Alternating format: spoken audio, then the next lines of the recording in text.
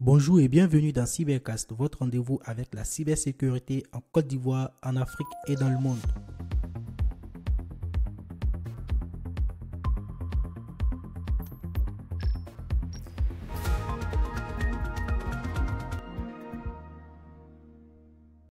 Bienvenue dans la chronique Cyber Echo du podcast Cybercast, où l'on résume l'actualité cybersécurité pour nos auditrices et auditeurs. Comme vous le savez, le domaine de la cybersécurité est en perpétuelle évolution et chaque mois, nous mettons l'accent sur les faits les plus marquants de l'actualité cybersécurité du mois écoulé. Pour ce troisième épisode, nous allons nous focaliser sur l'actualité du mois d'août 2025. Il y a plein de choses à découvrir et j'espère que vous arriverez à la fin de cet audio. On commence dès à présent avec le continent africain où il y a eu la mise en place d'une opération dénommée Serengeti 2.0. Alors cette opération a été mise en place depuis le mois de juin et qui s'est achevée pour le mois d'août 2025. Plus concrètement, à quoi ça consiste? Interpol et les autorités nationales dans plusieurs pays africains ont conduit cette fameuse opération Serengeti 2.0 qui consistait à démanteler des milliers d'infrastructures malveillantes, des arrestations massives et saisies d'actifs liés à la cybersécurité transnationale en Afrique. En termes de contexte et en termes d'impact, l'opération a permis d'identifier et fermer plus de 11 000 infrastructures, dont des serveurs, des panels, des sites de fraude, l'arrestation d'environ 1209 suspects et la récupération de dizaines de millions de dollars d'avoirs illicites. Ces actions ont perturbé des réseaux de BEC, d'escroqueries crypto et d'opérations de rançongiciel opérant depuis et vers l'Afrique. Donc, elles matérialisent une réponse coordonnée à la croissance des fraudes en ligne sur le continent. Du coup, cette opération met en lumière l'importance de coopération internationale pour pouvoir donner vraiment une réponse face aux menaces cyber, face à l'escroquerie.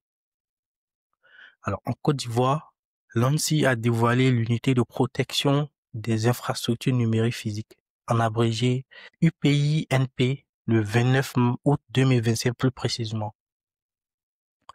Comme vous le savez, le gouvernement ivoirien a pris un décret en fin d'année 2024 pour la création de l'Agence nationale de la sécurité des systèmes d'information, en abrégé ANSSI. Donc, dans la mise en œuvre de sa feuille de route, l'ANSSI a annoncé le 29 août 2025 la création d'une nouvelle unité qui est l'unité de protection des infrastructures numériques physiques qui sera dédiée, donc comme son nom l'indique, à la protection des infrastructures numériques physiques, des centres de données, des lignes de réseau, des équipements critiques. L'unité sera rattachée à la direction d'investigation et du soutien aux opérations, le DISO. Donc, dans quel contexte cela s'inscrit? Comme vous le savez, le lancement de cette unité intervient dans un contexte de montée des menaces ciblant les infrastructures critiques, les infrastructures de télécommunications, des services publics, etc. Pour la Côte d'Ivoire, les pays hôtes d'institutions régionales et une économie de plus en plus numérisée, cette unité va viser à améliorer la résilience opérationnelle et à réduire la fenêtre d'exposition des incidents.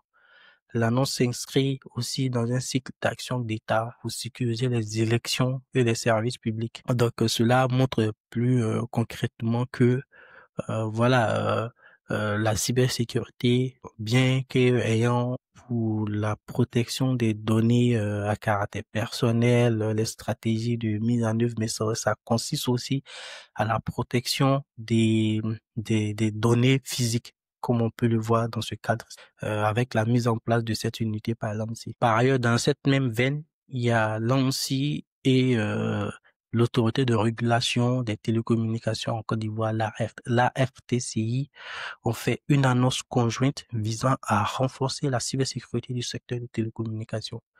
Donc, cette publication a eu lieu en fin août 2025. Les opérateurs télécoms étant des vecteurs critiques, ils fournissent des SIM, ils fournissent des SMS, ils fournissent des internets aux Ivoiriens. Donc, La coordination va donc viser à prévenir les attaques sur la disponibilité et la fraude. Par exemple de fraude, le SIM swap, le smashing, etc. Pour les clients et entreprises, cela signifie la mise en place de règles plus strictes pour les sous-traitants et une meilleure posture de réaction. Cela va consister à prendre des mesures et des réponses recommandées, telles que des audits de sécurité obligatoires pour les opérateurs, des normes minimales de sécurité pour les fournisseurs, des plans de continuité, réponse aux incidents partagés entre opérateurs et autorités. Alors, sur toute l'étendue du territoire africain, il y a eu quand même des augmentations des campagnes de BEC. Alors, plus concrètement, en août 2025, il y a eu une hausse significative des campagnes de Business Email Compromise, qui est BEC, ciblant des ONG et des PME. Il s'agit des opérations de smashing, des faux SMS bancaires en quelque sorte, et d'arnaques crypto via Telegram ou WhatsApp, notamment en Côte d'Ivoire, Sénégal, Nigeria, Kenya. Ces typologies ont été ciblées lors d'opérations policières. Les BEC exploitent la confiance des chaînes de paiement. Pertes financières peut avoir pour impact des pertes financières importantes pour les ONG et les PME. Le smashing, qui est en gros une opération qui consiste à envoyer des faux SMS à des clients d'une banque, par exemple, vise les populations bancarisées, comme je viens de le dire, via mobile. Cela peut avoir un impact direct sur l'inclusion financière. Il y a eu aussi des escroqueries de crypto fragilisant l'adoption des services fintech locaux. Globalement, ils ont augmenté l'achat de confiance numérique. Pour pouvoir faire face à ces menaces, il est généralement conseillé de renforcer la protection DMAC, SPF, DKIM au niveau des domaines d'entreprise pour les équipes techniques. Il faut mettre en place des procédures internes de double validation pour les virements. Il faut faire des campagnes publiques de sensibilisation, avertir les clients, c'est très important. Il faut avoir des boîtes à outils pour signaler, bloquer les numéros ou des sources de smashing. C'est très important. Cela permettra de vraiment atténuer toutes ces menaces qui visent des banques notamment et aussi des ONG. Donc voilà un peu ce qu'on pouvait dire sur l'actualité cyber en Afrique, ce qui s'est passé au mois d'août de façon globale.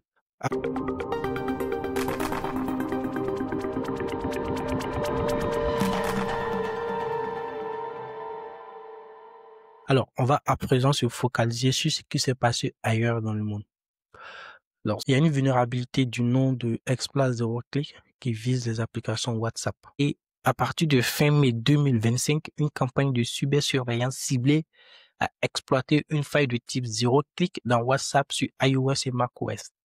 Les attaquants, sans aucune interaction de la victime, ont initié un traitement de contenu depuis une URL malveillante via la fonction de synchronisation des appareils liés. Cela a permis d'instaurer un accès à distance et d'exfiltrer des données sensibles.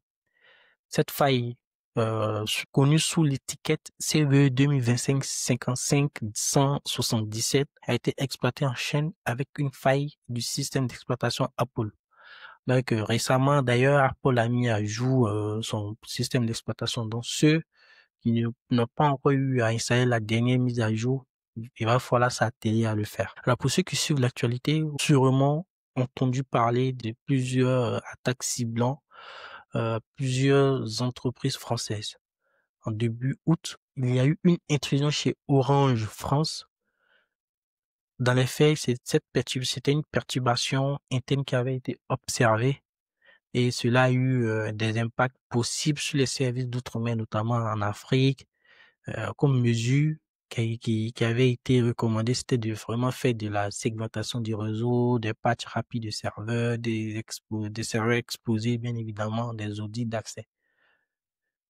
En début août 2025, il y a eu environ 4 gigas de données sensibles clients B2B qui ont été exfiltrées et publiées sur le dark web suite à une attaque attribuée au groupe Warlock. Orange a détecté l'intrusion fin juillet et signalé aux autorités en début août. Donc, comme impact, il y a vraiment des risques de phishing, d'usurpation d'identité, de compromission des clients professionnels, atteinte de confiance et obligations réglementaires en cas de diffusion des données. Donc voilà, c'est le lieu de dire aux abonnés Orange de l'Afrique, de la France et notamment, vraiment faire attention aux SMS, aux mails que vous allez recevoir. Toujours dans la même volée des fuites de données, il y a eu des fuites de données chez Air France. Ces fuites-là ont concerné des données de type email, des noms des clients, des des numéros de fidélité, des informations sur les informations de fidélité à Air France notamment. Donc une information très intéressante pour ceux qui utilisent les services PayPal. Il faut savoir que il y a eu un forum de hackers qui a mis en vente 15,8 millions d'identifiants PayPal.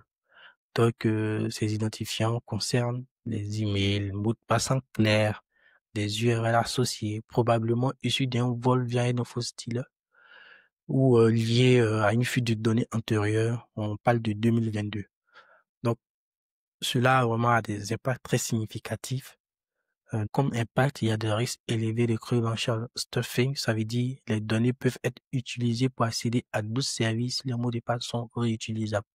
Donc, c'est le lieu vraiment où chacun de nos auditrices et auditeurs qui utilisent PayPal de changer leur mot de passe, d'activer la double authentification et de rester vigilant. Voilà en gros les faits les plus marquants, en tout cas de notre point de vue sur l'actualité cyber. En Afrique, on essaie de faire un focus sur la Côte d'Ivoire, un focus sur l'Afrique de manière générale et un focus sur l'actualité ailleurs dans le monde. Donc, au thème de ce numéro, on retient que la menace cyber, qu'elle soit locale ou mondiale, continue d'évoluer, se sophistiquer et toucher tous les secteurs, banque, assurance, etc. Merci d'avoir suivi Cyber Echo, la rubrique de Cybercast qui résume pour vous l'actualité cyber en Afrique et dans le monde. Si vous avez aimé ce numéro, partagez-le, abonnez-vous et surtout, restez vigilants, informés et cybersécurisés. Merci.